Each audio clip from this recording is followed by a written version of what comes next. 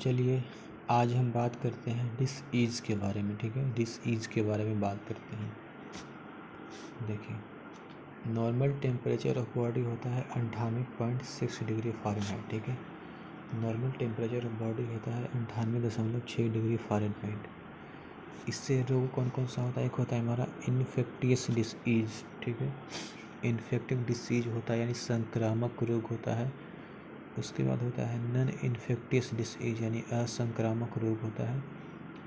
Infectious disease संक्रामक रोग, non infectious disease असंक्रामक रोग। तीसरा होता है जेनेटिक यानी कि आनुवांशिक रोग, जेनेटिक आनुवांशिक रोग।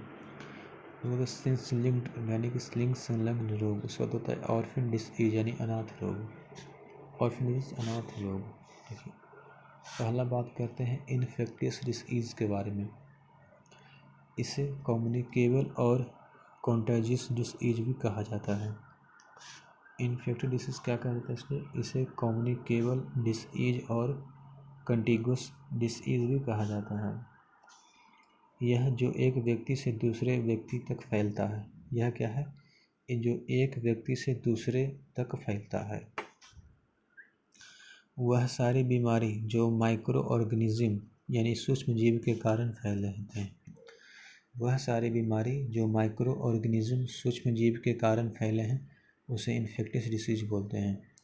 वे माइक्रो ऑर्गेनिज्म जो हमारे बॉडी के लिए हार्मफुल हो उसे पैथोजन यानी रोगजनक रोग कहते हैं। वे माइक्रो ऑर्गेनिज्म जो हमारे बॉडी के लिए हार्मफुल हो उसे पैथोजन रोगजनक कहते हैं। ठीक है, आगे बात करते हैं पैथोजन के बारे में। देखिए, पैथोजन मुख्यतः 4 प्रकार के होते हैं।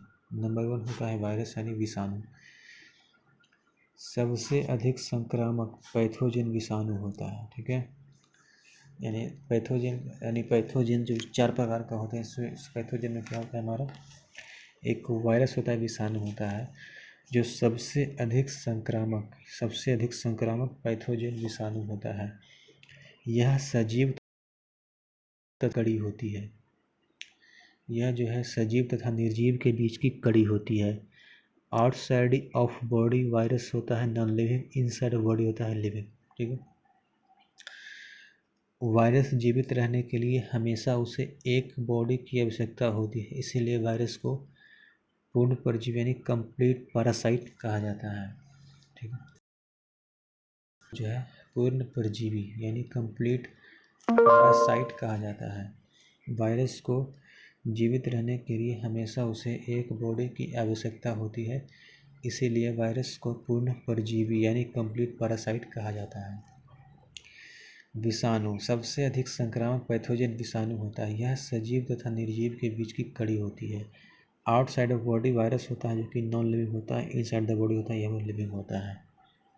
ठीक है, देखिए, वो होता है बैक्टीरियोफेज। ऐसे विषाणु जो केवल जीवाणुओं को संक्रमित करे उसे बैक्टीरियोफेज कहते हैं। ठीक है, बैक्टीरियोफेज क्या होता है? ऐसे विषाणु जो केवल जीवाणुओं को संक्रमित करे उसे बैक्टीरियोफेज कहते हैं। गंगा जल को कितने भी साल रखे हैं वह सड़ता नहीं, जबकि नॉर्मल पानी 4 से 5 दिन में सड़ने लगता है। क्यों? क्योंकि नॉर्मल पानी में जो भी लेते हैं वो पानी की ऑक्सीजन का यूज कर लेते हैं। क्योंकि नॉर्मल पानी में जो भी बैक्टीरिया होते हैं वो पानी की ऑक्सीजन का यूज कर लेते हैं, जिस पानी में ऑक्सीजन खत्म हो जाता है और पानी सड़ने लगता है। जबकि गंगा जल में ऐसा माना जाता है कि उसमें बैक्टीरियोफेज भी पाया जाता है जो बैक्टीरिया को किल कर देता है, जिससे पानी में ऑक्सीजन बरकरार रहता है और पानी नहीं सड़ता है। बैक्टीरियोफेज मुख्यतः वायरस होता है। बैक्टीरियोफेज का मुख्यतः वायरस होते हैं। वो होता है होमोफेज। होमोफेज ऐसे विषाणु जो केवल मानव को संक्रमित करता है उसे बोलते हैं होमोफेज। होमोफेज होता है ऐसे विषाणु जो केवल मानव को संक्रमित करता है उसे होमोफेज कहा जाता है। ठीक है, डिसीज ऐसे विषाणु जो केवल मानव को संक्रमित करता है उसे होमोफेज कहा जाता है। देखिए, डिसीज़ क्या है? एक होता है हमारा एड्स, HIV, WBC यानी डिसीज हो गया एड्स, वायरस हो गया HIV, इन्फेक्टेड ऑर्गन WC के T लिम्फोसाइट को acquired immunodeficiency syndrome, human immunodeficiency virus.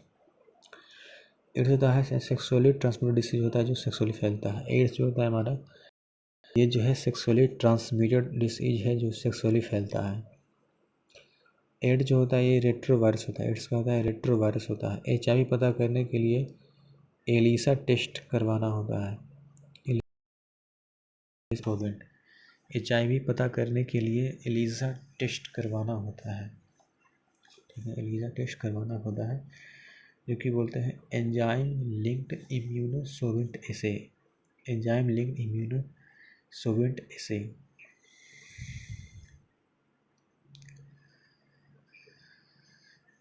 बात करते हैं डिसीज, यानी उसका होता है डेंगू वायरस। देखिए डेंगू इन्फेक्टेड ऑर्गन होता है प्लेटलेट्स। यह वायरस को दो प्लेटलेट्स को जोड़कर एक कर देता है, जिससे प्लेटलेट्स की संख्या हमारे शरीर में की कमते जाती है और ब्लड बहुत पतले हो जाते हैं। डेंगू क्या करता है, यह वायरस जो होता है दो प्लेटलेट्स को जोड़कर एक कर देता है, जिससे प्लेटलेट्स की संख्या हमारे शरीर में कम जाती है और ब्लड बहुत पतले हो जाते हैं।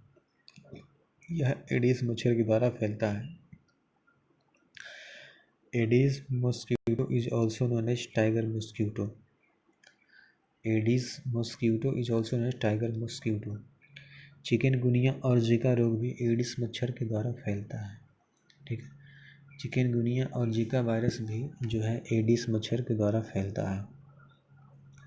जीका रोग जीका वायरस द्वारा फैलते हैं, जो प्रेग्नेंट लेडीज़ को मुख्यतः इफेक्ट करते हैं, जिससे उनके द्वारा होने वाले बच्चे मंद बुद्धि हो जाते हैं, ठीक है।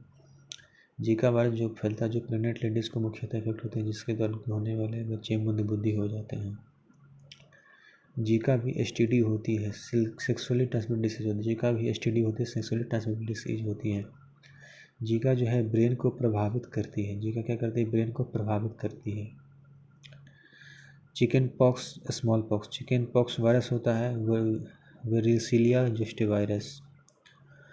चिकन पॉक्स होता है हमारा वेरिसेला जोस्टर वायरस। इफेक्ट होता है, यानी त्वचा को इफेक्ट करता है। चिकन पॉक्स होता है जो कि वेरिसिला जोस्टर वायरस होता है, जो कि इफेक्ट ऑर्गन करता है स्किन।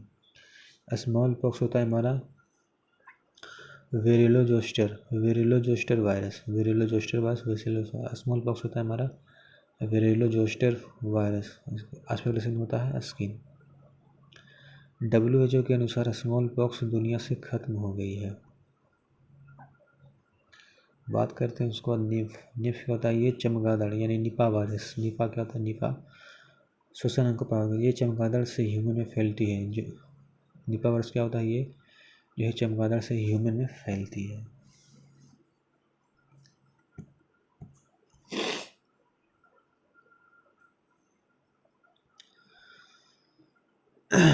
जेनेटिक वाइज जो एक निपा वायरस क्या होता है, जो निपा वायरस श्वसन अंग को प्रभावित करता है, ये चमगादड़ से ह्यूमन में फैलता है। जेनेटिक डिसीज जो अलग अलग जीवों में फैले, एक जीव से दूसरे जीव से जुड़ी। निपा वायरस का एक जेनेटिक डिसीज, निपा वायरस का सर्दी खांसी फ्लू वगैरह हो जाता है। देखिए हाँ, जूनोटिक डिसीज जो अलग अलग जीवों में फैले एक जीव से दूसरे जीव में, उसे जूनोटिक डिसीज क्या होता है, जो अलग अलग जीवों में फैले हैं और एक जीव से दूसरे जीव में फैले, उसे जूनोटिक डिसीज कहा जाता है। निपा क्या है, निपा वायरस जो है एक जूनोटिक डिसीज है। निपा के लक्षण क्या होता है, सर्दी खांसी फ्लू होना, ठीक है, सर्दी खांसी फ्लू होना। स्वाइन फ्लू, देखिए स्वाइन फ्लू क्या, H1N1 वायरस हमारा श्वसन अंग को प्रभावित करता है। स्वाइन फ्लू H1N1 वायरस श्वसन अंग को प्रभावित करता है। ये पिग से ह्यूमन में फैलते हैं। यह जूनोटिक डिसीज है। ये क्या है, जूनोटिक डिसीज है। Swine flu is also known as pig flu. Swine flu को हम पिग फ्लू कहते हैं, ठीक है। स्वाइन फ्लू क्या कहते हैं, पिग फ्लू कहते हैं स्वाइन फ्लू को। समझता हूँ क्या कहते हैं, पिग फ्लू कहते हैं। निपा वायरस का हमारा एक जूनोटिक डिसीज है, वो क्या है, एक जूनोटिक डिसीज है निपा वायरस। तो आई होप चीज़ें आप लोग को काफ़ी सारी चीज़ें समझ में आई होंगी। तो आज के लिए इसको इतना ही रहने देते हैं, बात करेंगे, ठीक है।